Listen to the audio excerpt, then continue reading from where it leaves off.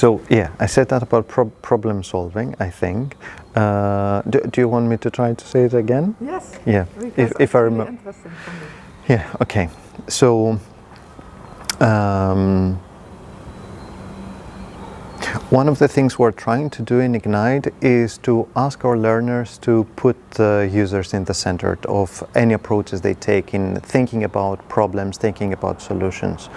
So by using design thinking, where they go through different stages to conceptualize, to test, to experiment, to prototype solutions, they have always the users in the middle. And this is something that we often forget, especially those of us who work in academia, who do research, maybe lone researchers. And what we really want to emphasize is that we really want to emphasize that problem solving should have users, should have people in every stage of the process. In the course Remaking Material Culture in 3D that I developed, I have been delivering courses and workshops on 3D modeling for many years. And in a way, this course encompasses my experiences and my lessons learned as an instructor. And what I have tried to do is not only to provide students, learners with the know-how to create 3D models, but in a way to contextualize this in theories and concepts of digital cultural heritage. Because often 3D is taught as skills, but it's very important to also ask learners to reflect on the ethics and the politics of digitization. So what we have tried to do in Ignite is not to see the digital, not to see them as skills and as tools, but try to contextualize them, try to put them on a basis and provide a solid grounding to the learners so they can be able to reflect on their own process. They are able to reflect on the tools they are using, on the methods they are using, and be able to create very informed solutions. And do they, during this process of design thinking, do they also test it with the user, or is it? How do they know it's use of well, of the camera, yes. So supposedly they should do that. In Ignite, we do provide the tools to do that, so we instruct them to do that. But hello, we instruct them to do that. But now, if they do it, that's another matter. But definitely, one of the steps is always to test and experiment with the users. But I don't use that. But I will. I'm not checking my. Yeah. No, that's fine. I'm checking the questions. The questions, yeah. Can you tell me something about how Ignite is funded? Ignite, because I know about the diary I teach, but. Oh yeah, that was what I started saying at the very beginning. You did? Yeah. Well, let me try to say. You told me about the media. Yeah, that was the Creative Europe Media, okay. But I don't know if it's good enough to put it. It was good enough, but I was in the beginning of an interview. I'm always checking the sound and. Do you want me to just maybe try to say it once more and just put what's the purpose of all this? Yeah. If I manage to say a coherent sentence, I hope. Okay, so Ignite has been funded by Creative Europe Media, and the aim of this grant was to develop a master's course for students of the cultural and creative industries. So it provides technical skills and know-how and prepare them for the very competitive digital and creative economy. That's one thing. Yeah, but it's good. But now it's this design thinking project is for the creative industry. Do you think it's also good to do in other faculties, or to use it in other faculties? Like it's a different way of thinking, I think. But can it be used, or is this too off topic when I ask that? No, I don't think it's off topic. Because I'm feeling that this is the start of something new, but maybe I'm wrong about that. But that's that's the feeling true. that I get from everything. Yeah, And I think very much aligns to what I was saying about theorizing in academia mostly, so maybe I can say something about that.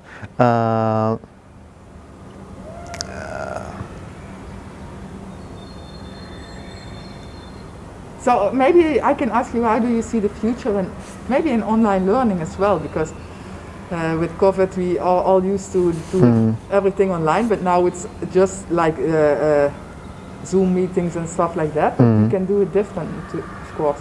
There's a whole new world in online teaching, I think. What do you think about the future on that? Okay, so online teaching and learning has been around for a few decades, so it's not something new. But I think COVID-19 has made this more prominent, maybe, and most probably it's here to stay.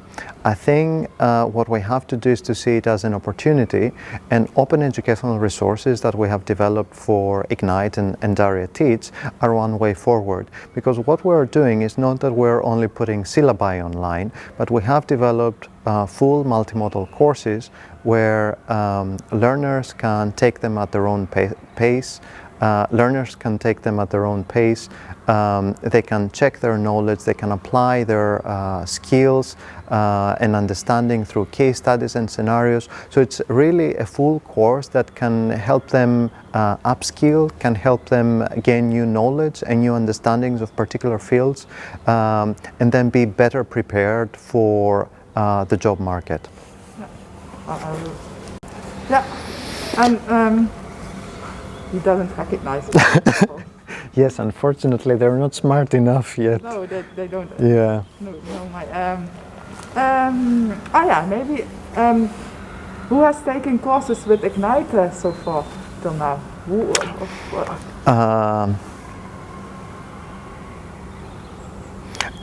Okay, so the Ignite courses are online and are open to everyone. So one thing is that. The other thing is that we have used Ignite courses with our students, so I can maybe say that. And I mean, on the other hand, we don't know who accesses the courses because they don't have to register, so anybody can go online and do it.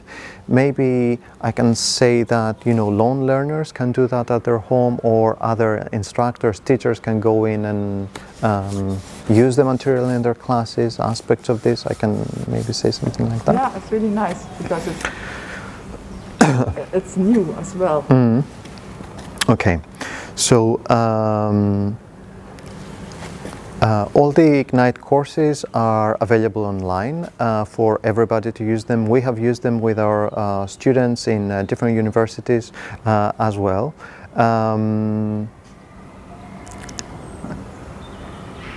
Somebody coming? Yeah. No.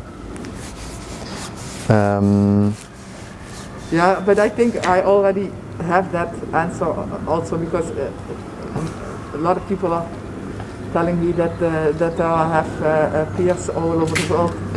So that's yeah. Yeah. You also told me about maker culture, I think. Yes, I think I did, like thinking as a form of making as a form of thinking. That's really cool. That's really Did I say that? for me. Yeah, I get it now. The maker culture. And design thinking, I also have a lot of.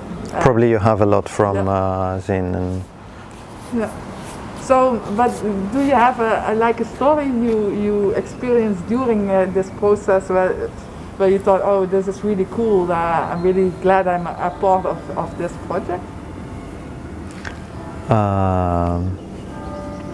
Was there a moment that you thought, now is everything falling together, or maybe some reactions of students, or maybe you notice a different way of learning than interesting?